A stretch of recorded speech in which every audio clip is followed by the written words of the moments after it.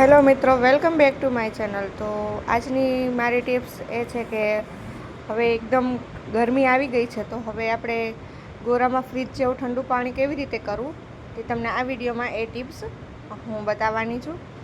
તો જૂનું માટલું જનરલી થઈ જાય છે ત્યારે એમાં ઠંડુ પાણી થવાનું ઓછું થઈ જતું હોય છે, તો એને આપણે હવે ઠંડુ કેવી રીતે કરવું એ આપણે જોઈ લઈએ।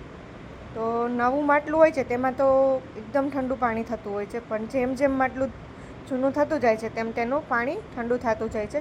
તો આવી રીતે માટલામાં ઉપરથી જો તમે જોઈ શકો છો કે ક્ષાર જામી જતો હોય છે અને તેના જે છિદ્રો હોય છે તે બંધ થતા જતા હોય છે। તો તેને આપણે દૂર કરવા માટે આપણે આ ટિપ્સને જોઈ લઈએ। તો માટલું સૌપ્રથમ મેં લીધું છે, તેને આપણે મીઠું અને સ્ક્રબ દ્વારા રબ કરીને ઘસીને આપણે સ્વસ્થ સાફ કરી લેવાનું છે।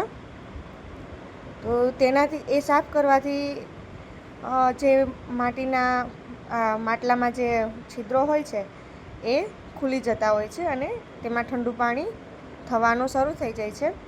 તો આવી રીતે આપણે પહેલાં તો માટલાને પાણી દ્વારા એકદમ સાફ કરી લઈએ।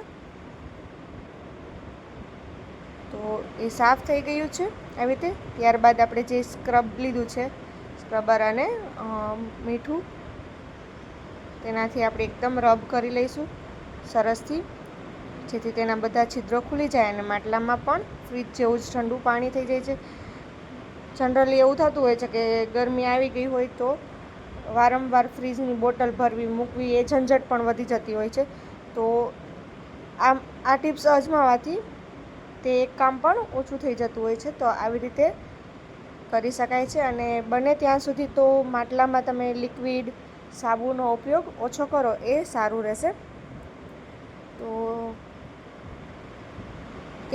કારણ કે તે નુકસાનકારક છે, તમે એ સ્વાસ્થ્ય માટે પણ સારું નથી અને તેના છિદ્રોને પણ ક્ષારથી બંધ કરી દે છે, એટલા માટે તમે મીઠાથી સાફ કરશો તો સરસથી માટલું સાફ પણ થઈ જશે અને તેમાં છિદ્રો પણ ખુલ્લા રહેશે, એના દ્વારા ઠંડુ પણ રહેશે।